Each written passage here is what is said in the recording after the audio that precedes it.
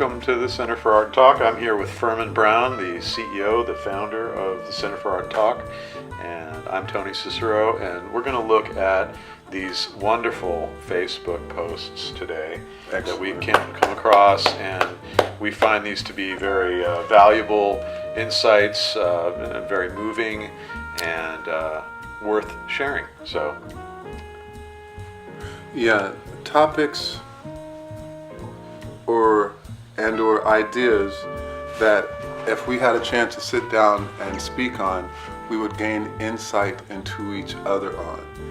Very good topics. So these are ones that are to that extent valuable in that perception. So connecting with each other in ways we understand is a true benefit of life, true love. All 7.3 billion world perspectives, meaning all 7.3 billion people have different perspectives. And this is my favorite part, but a child lives within us all, as well as a loving adult and parent resource, which is a beautiful thing. Yeah. And this evolved social quality of life is human destiny. Human destiny. That's interesting. Fabulous. Yes. And looking at the content on this one is really cool. This one is the amazing Spider Dad that we're looking at, and this is a 5-year-old son. That's cool. On his birthday. The shot. Yeah. I don't know if they can see the shot there. In the story, because the short version is his 5-year-old son was battling had a stem tumor. Brain stem tumor, grade 4. It's pretty serious. And has been given it looks like only a year to live. Okay. Let's go ahead and take a deeper look. Well, yeah, if we go in, then what'll happen is, what we'll get is an actual video of the amazing Spider Dad, and it shows what they shared, with the world. And basically, the son was elated. Of course, he was elated. He was happy to see Spider-Man. As far as he was concerned, he saw Spider-Man, and he came and visited for his birthday, and that was a wonderful thing. And that's the dad in a suit who put on this suit and jumps down off of the roof to land right out in front of the front door. He landed. And just did it beautifully, by the way. Houston Spider-Man has landed. It was very believable, yeah. And he's a good Spider-Man, so that was great.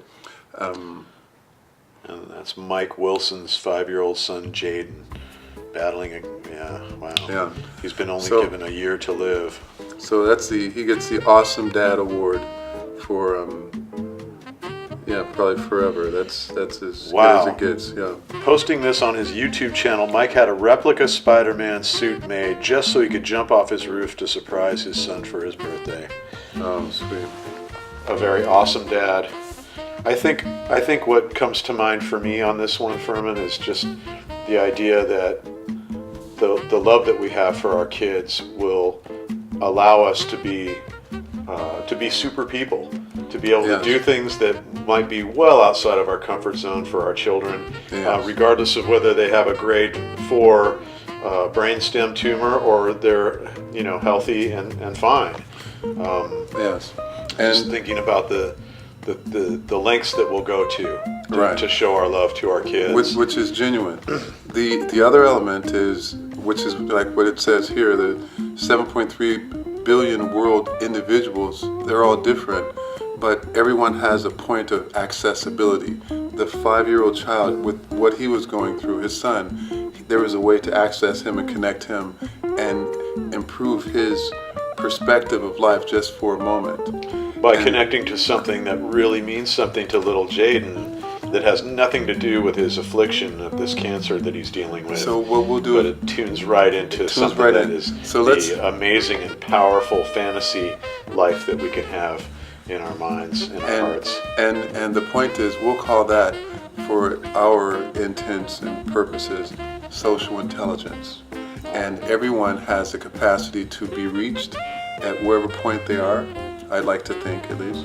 And everyone also has the capacity to reach and to connect with everyone else. That's what the social experience is about here at the Center for Art and Talk. We have everyone has their own experiences, but we each have access to each other, and that's where our greatest capacity to thrive on this planet will come from. So that's an excellent reference point there for an excellent start.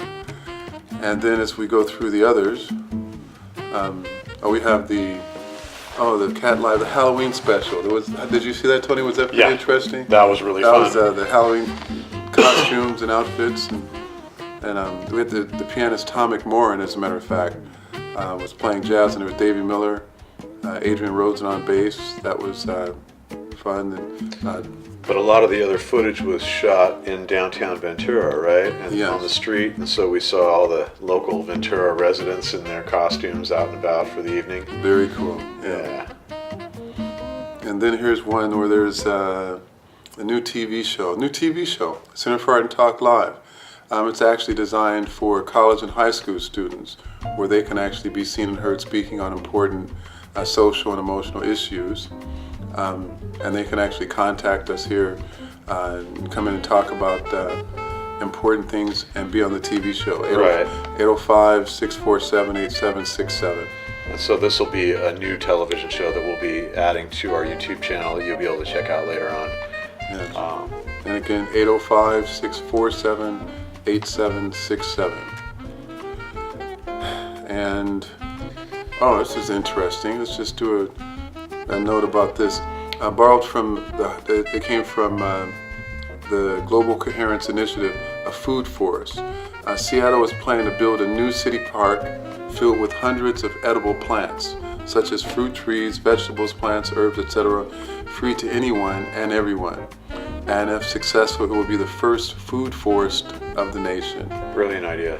It's like, I'm hungry, I'm going to the park. That's Nice. that's a park I want to be at. Well, and I think the cool thing about that too is it could even maybe afford some opportunities for people that need to have some work to do, that they can actually take part in caring for the garden and for the fruit trees. Fruit trees need to be pruned, they need to be trimmed, somebody has to harvest the fruit, so it's going to be nice, I think, to see all the different ways that this will impact the community beyond just the obvious of people being able to walk into the park and have some food available to them. It may lead to a whole lot of other really cool things in terms of a shared garden and possible jobs for some of the houseless community. That's right. Yeah, the idea of it changes.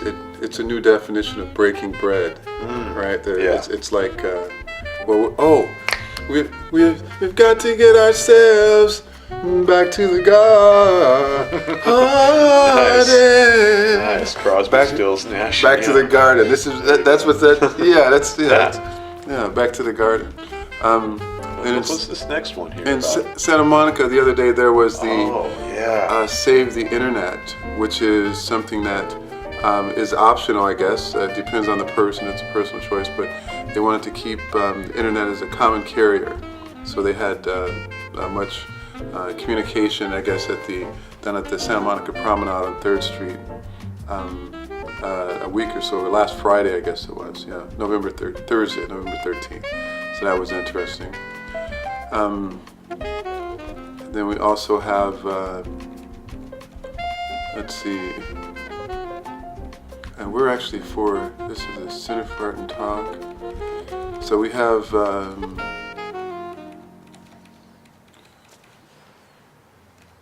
was the share done on Firman or on Center for Art and Talk? I think it was done on Firman. The other ones that were done by Heidi Goff. So if we go over to... You have to log me out. Oh, okay. So here, I'll let you do that. Okay. Oh, there it is. I didn't see it, yeah. Just log me out. Yeah, the advantage of numbers, again, is that you can actually successfully do teamwork. When there's something that you don't know, you have someone that can collaborate, and that's another example of community. Again, it's no reflection of my own intelligence. I actually have I'm confident in my level of intelligence and education, but everyone needs help from time to time, and that's what community and family and friends are for. And so now we're moving into another dimension. And oh, there's Spider-Man again. Yeah, there's the gear alert. Okay, now, Oops. Oh. yeah, so there we go. Okay. So we can just start right there. I'm not having an easy time scrolling with this. We've got this here once again. Okay, good. We've got to, Oh yeah, here was a good one. yes, We have, this is from John Edwards. John Edward. Now John Edwards is John a guy Edward, rather. who is the guy who is like this. This is him right here. He's the healer guy that has like that sees. Oh, I we see remember dead him. people. I see dead people. He can see on the other side or something. Yes. Right. Supposedly he can see and talk to your dead relatives. Yes, And yes. tell you the things that they are wanting to share with you. And I cannot certify that, but Well, we all have who our can, different but- perspectives. But what's If that's his, nice then, is this post that he did. This is an Ernest Hemingway quote. "We're all broken. That's how the light gets in." and that's far out.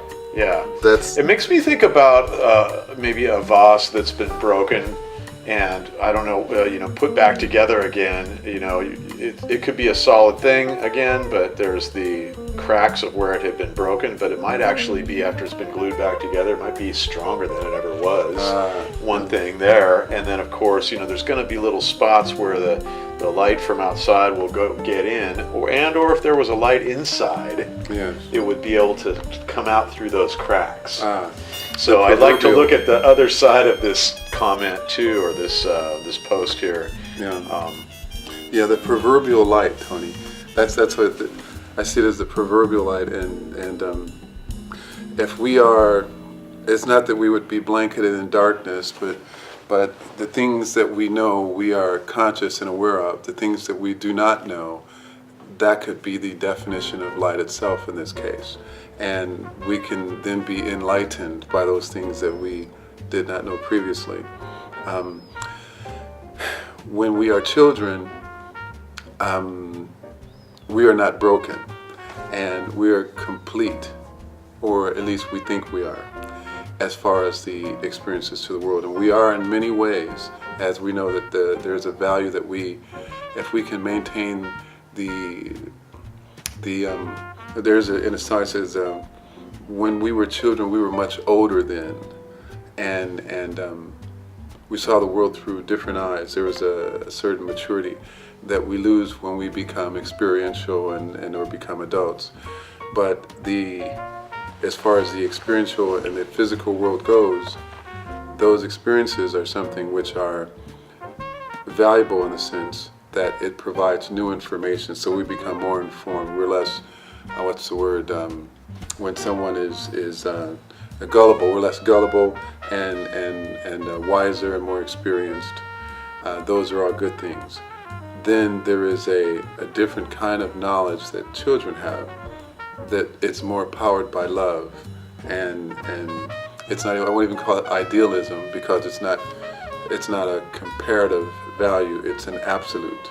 The world is the way that they see it. It is precious, which is what we try to protect for all of our children, and also which is something that is a goal that we can create, I believe, collaborating for ourselves and our world and our community, which is a noble effort, and in a way practical, because everything that we actually experience, we have created. So if we create what we want, then we will have wonderful experiences to be able to partake in and share.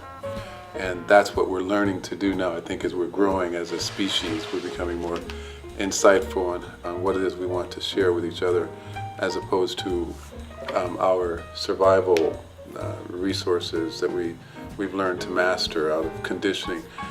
We've learned to get food, clothing, and shelter, but our social intelligence is the new form, 21st century platform that we now can launch into, as we're no longer so engaged in the food, clothing, and shelter focus and the work focus and the idea that our life is good because we have a job or we have stuff or things.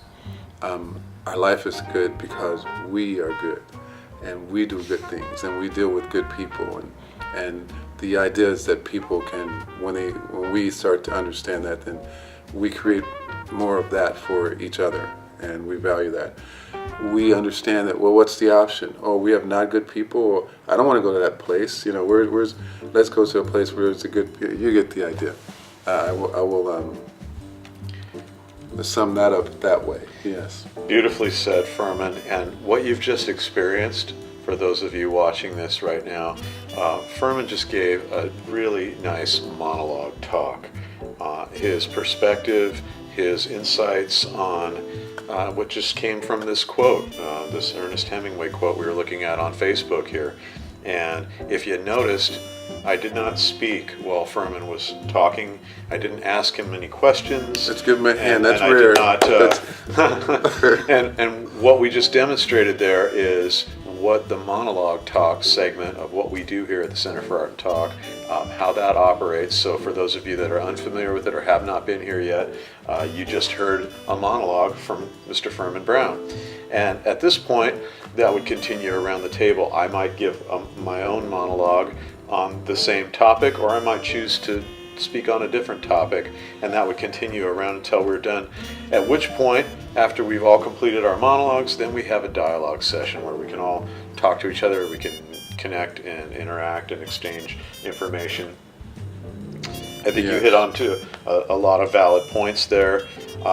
I don't really have any questions because I'm familiar with your philosophy on all that already, so that was great. Thank you for sharing all that. Thank you.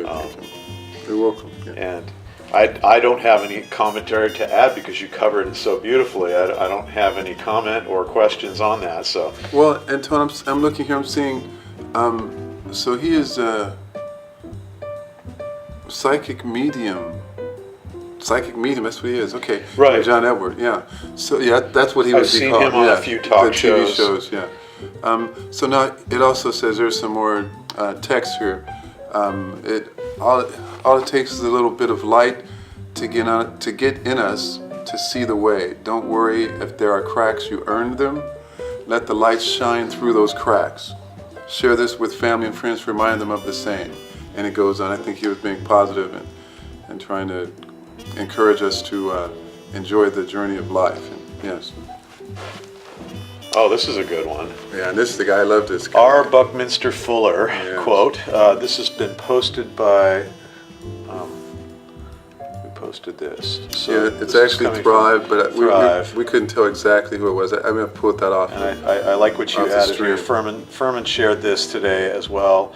Progressing into a wonderful 21st century, everyone agrees, but we must intelligently modify and create institutions to support this. We're growing up as a nation and a species.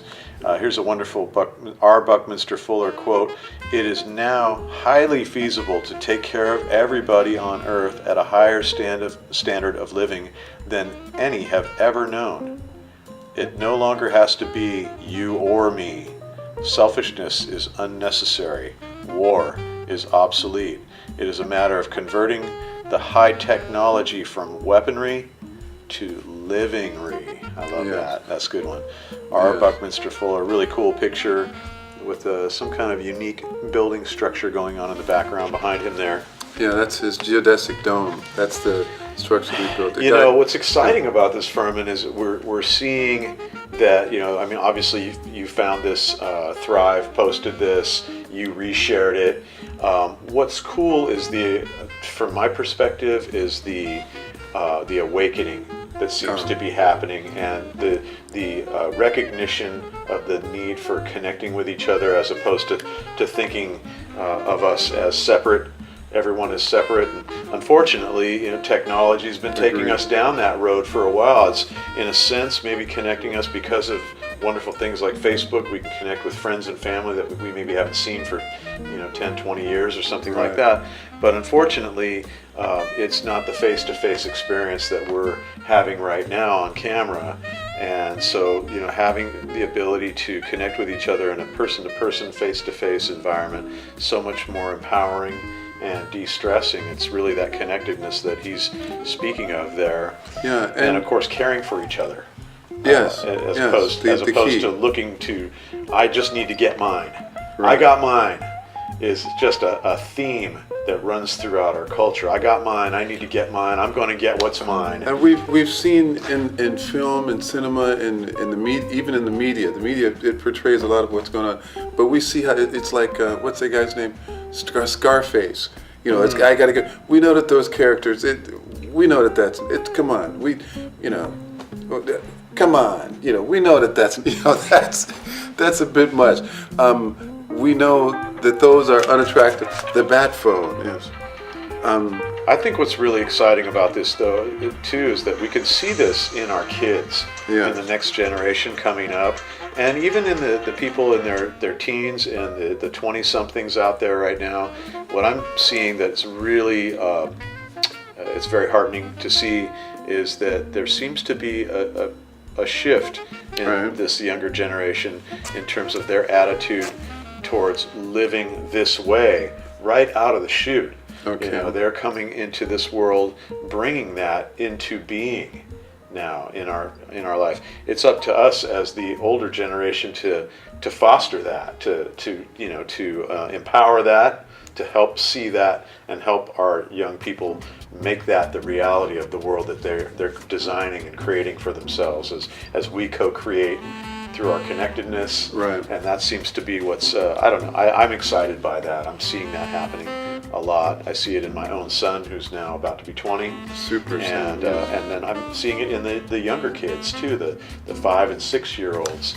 Kind of, I don't know if we want to call them indigo kids or the crystal children. Yes. That these are they are, they're bringing a new consciousness into our culture and affecting. They're helping create the new social revolution.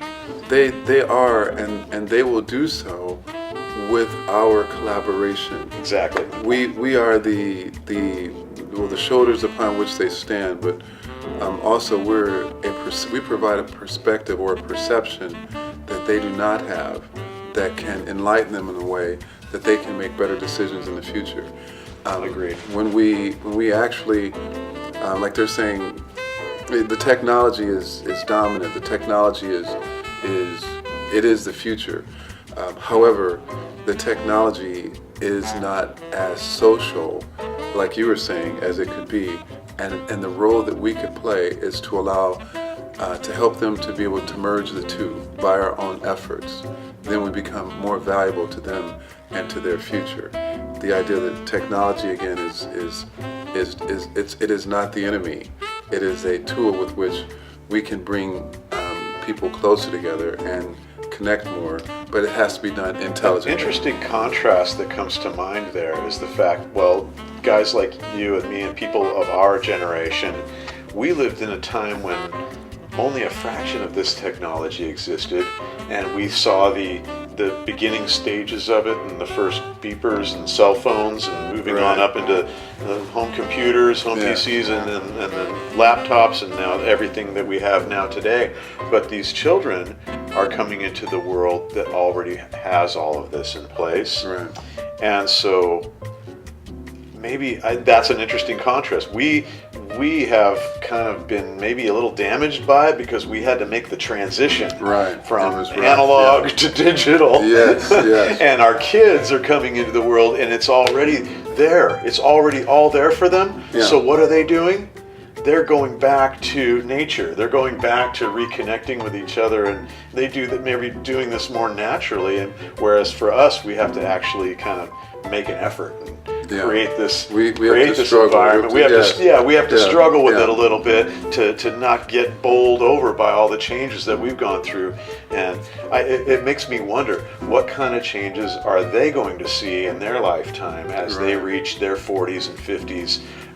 Things seem to be moving so much more quickly now with the developments, so what are they going to see by the time they're 40 and 50 years old that doesn't exist currently. Right. And how much is that going to be a mind blower for us if we're lucky enough to it'll still be be common. around? We'll be back. We'll be sitting back laughing and saying, oh, I told you, or whatever, since we have the sight beyond sight perspective of the experienced.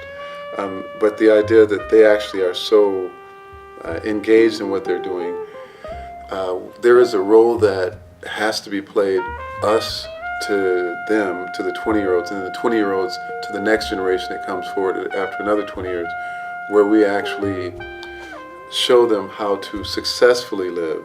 And we're discovering that now together. We don't know how to successfully live in a digital world.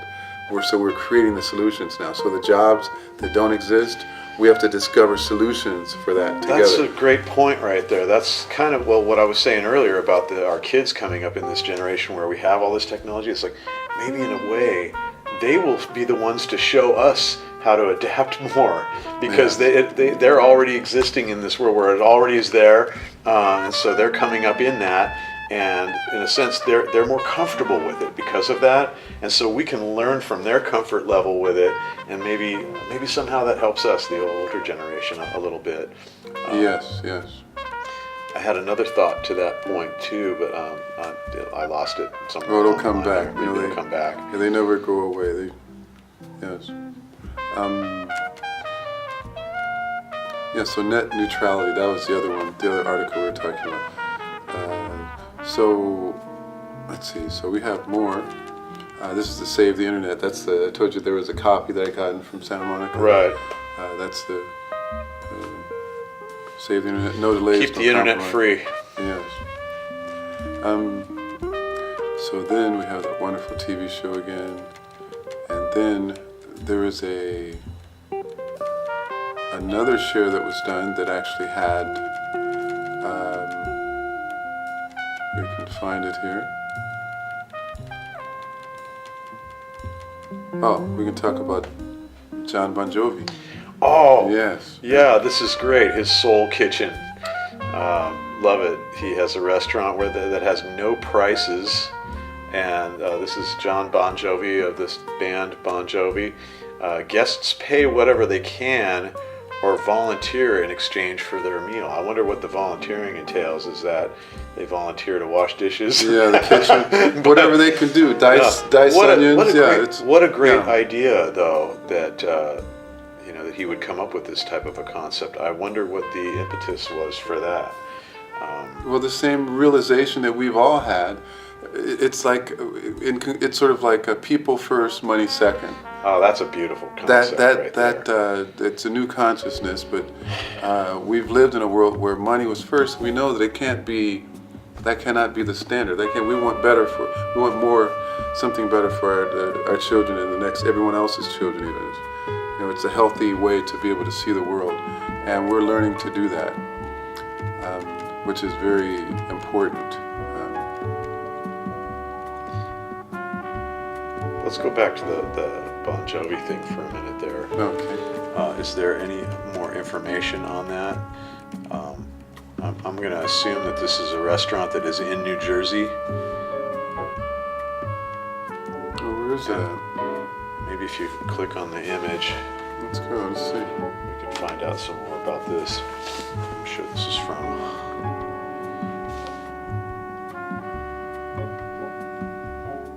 Yeah, it looks like maybe. Jersey, yeah. Yeah. Oh, these are other sponsors. So excellent. Guests pay whatever they can or volunteer in exchange for their meal. That's terribly civilized.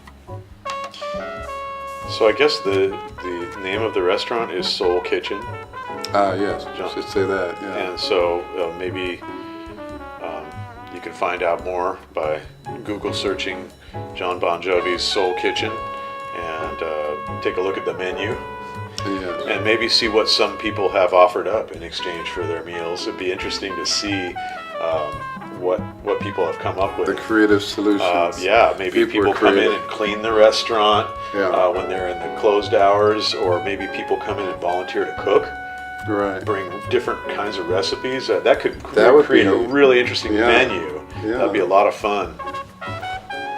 Yeah. Thank you, John Bon Jovi. Couldn't get that out. Yeah. Well, I'm thinking at the same time, a musician with a heart, you know. Imagine that. Yeah. It's we haven't seen. Well, it's good that he's actually in a place where he can do that.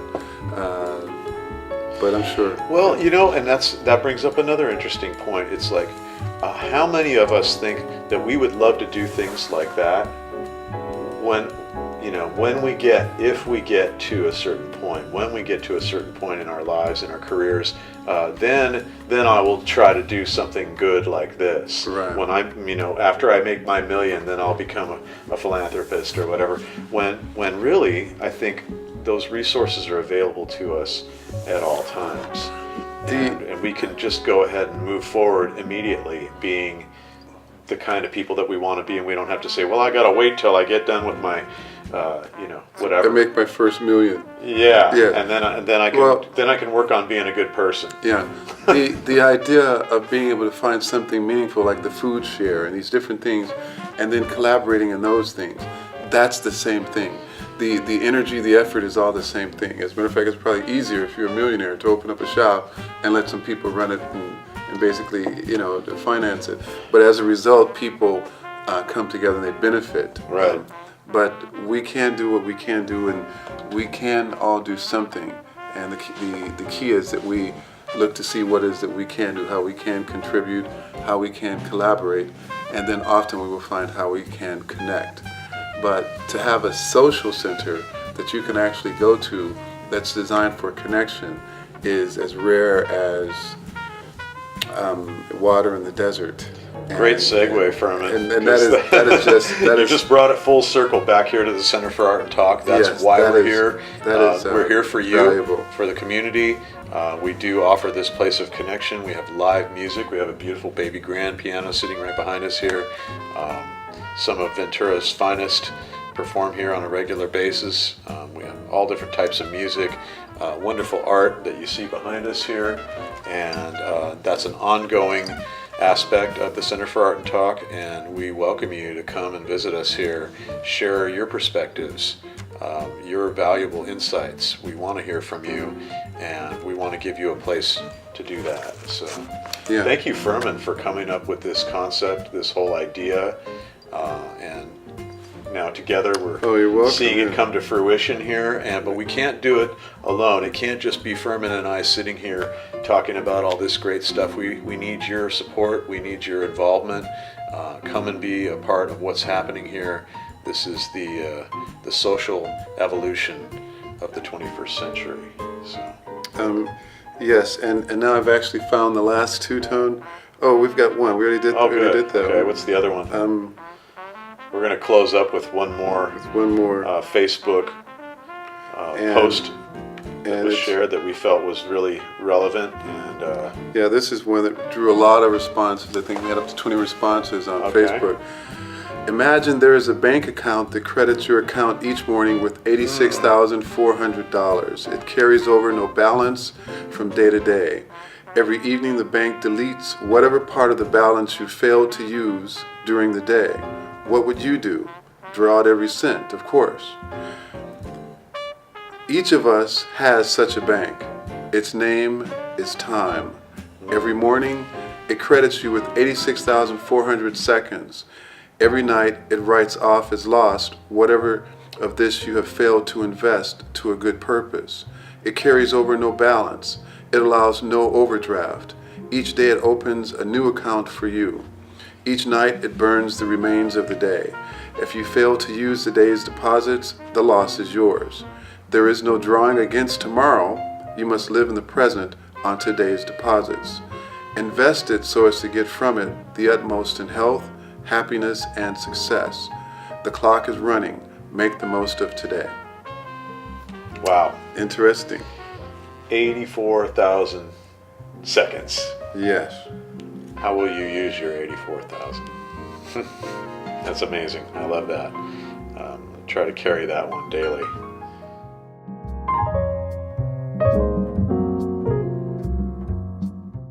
Hi, Welcome to the Center for Art and Talk. My name is Tony Cicero. We're looking at some great artwork today from artist Arlen Raba.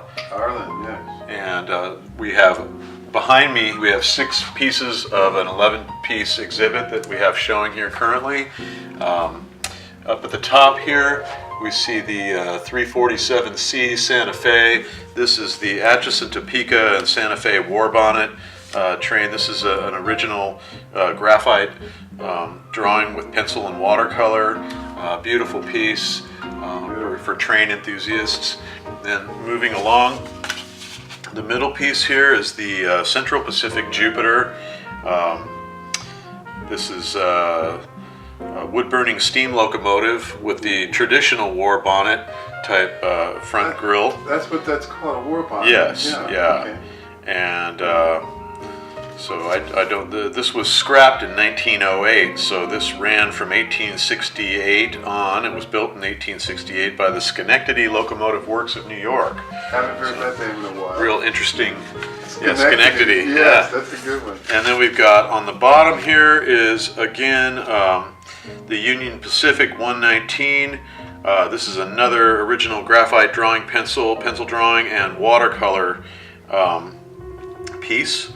And there's a great history behind this piece as well. This was built by the Rogers Locomotive and Machine Works of New Jersey in 1868. It continued throughout its tenure as a freight locomotive, renumbered to the number 343 until 1903. It was scrapped for $1,000. A replica stands at the site of the Golden Spike ceremony in tribute to the proud past of the American Railway. So we have here her railway series, some of the pieces from that. Moving over to this panel here, and I'm going to stand on this side so we can have you just shoot those. Perhaps, yeah. Okay. Start at the bottom or the top? Well, let's start from the top, go down. We have the... Are we good? Yeah. Okay. Up here at the top, we got a really fun piece. It's a 1932 GB racing plane. This is a print, and again by artist Arlen Raba. Really fun piece for airplane enthusiasts, especially vintage airplanes.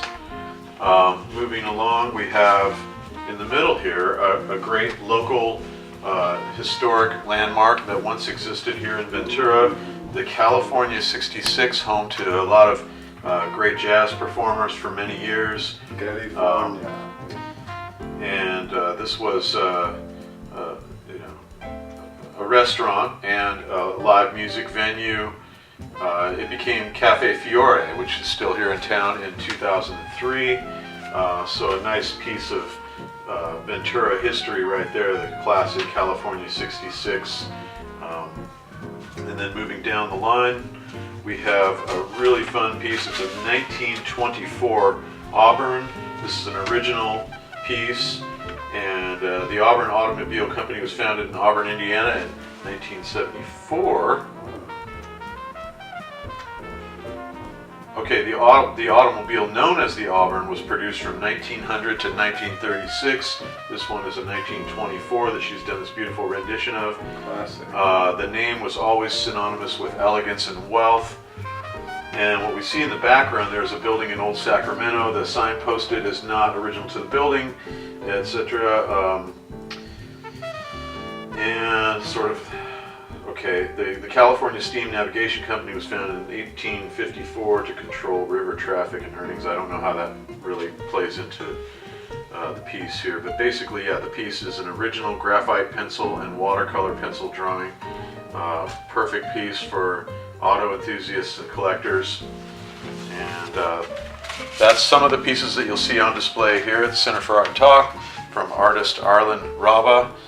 These pieces are for sale. A couple of them are originals, and the rest are what are known as giclée prints, which I believe means that they are essentially just a print. So high definition. High definition print. Yes, HD. I mean, giclée sounds fancy. Yes, giclée. Also, just, they look like they're prints, but you look at it, it's like Well, that's more like it's more like a photograph, but in actuality, what she did was with bone and muscle. She took a pencil, and she took charcoal in some cases, but she took the like colored pencils, and that's how she did that painstakingly. Talk about an arduous process. There's shadows of the pieces here.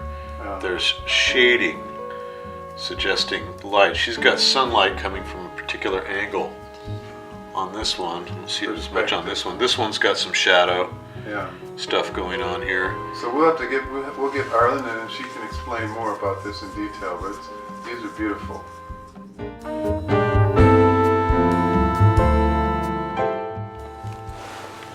Okay, and we are back again, and this time we have another wonderful piece which identifies a new concept, that the concept of communicating on information and ideas that are interesting and having a social experience that creates connections, friendships, business collaborations as a result.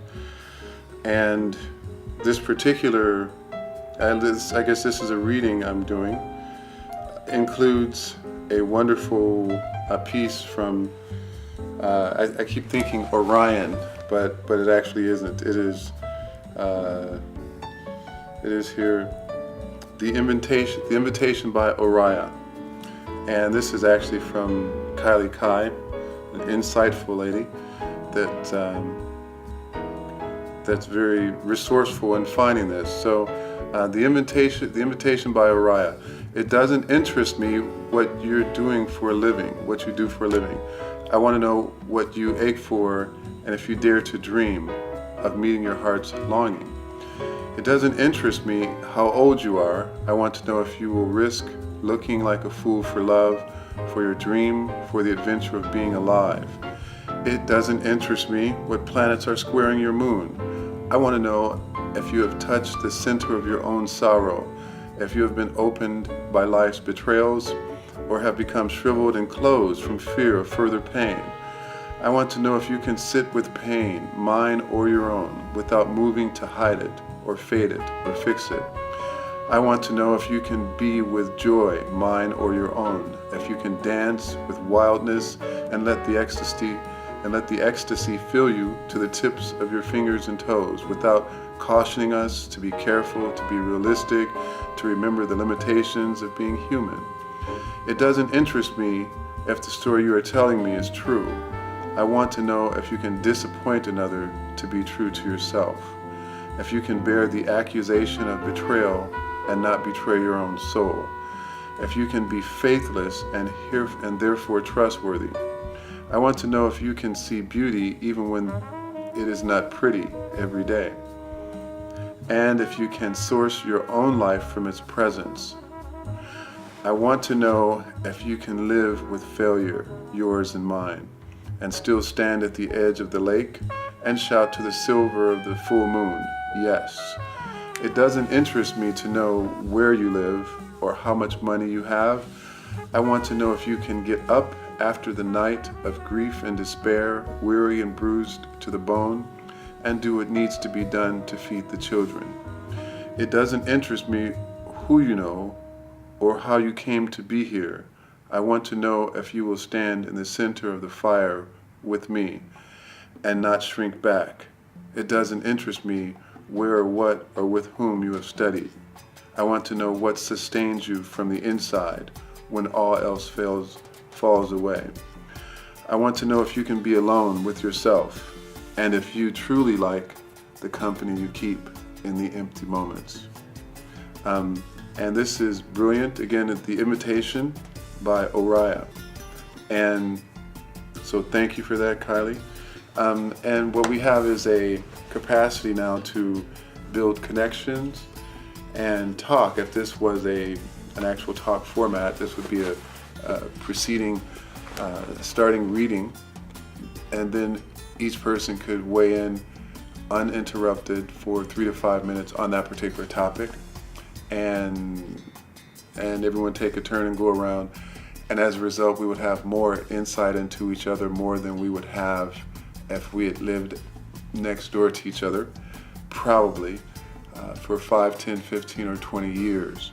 It's interesting, the social structure that we have in our society, what it does not include is the degree of connection that we need to build trusting relationships based on perceptions of what we think inside of our thoughts, of our inner thoughts. Most of our thoughts are external, and the responsibility roles that we play in keeping the yard clean and keeping up the house, and we exhaust ourselves in all of the upkeep, and we never have a chance to share our actual best resources, our reasons why we do what we do, and how we see the world that makes us most valuable to each other and therefore trustworthy.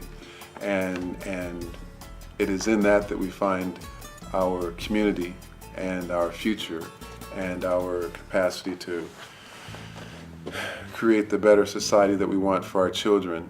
And also we find better children because now they have a true source to draw from, as opposed to an artificial world of different examples of ways to not live and ways to compete and ways to perform, and they are secondary resources at best because they are not the general, they're not the concise resources that allow us to create and discover from our truest and inner self the world.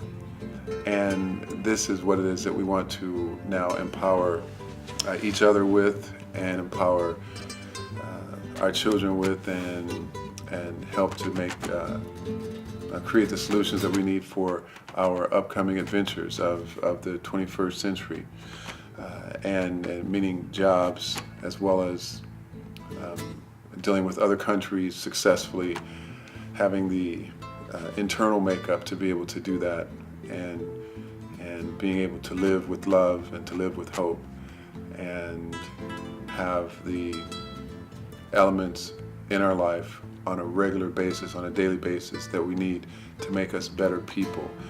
Our schools can actually provide that to a certain extent, but it's what goes on at home that determines to what extent we actually have the degree of good, I'll say, that we have actually we have access to.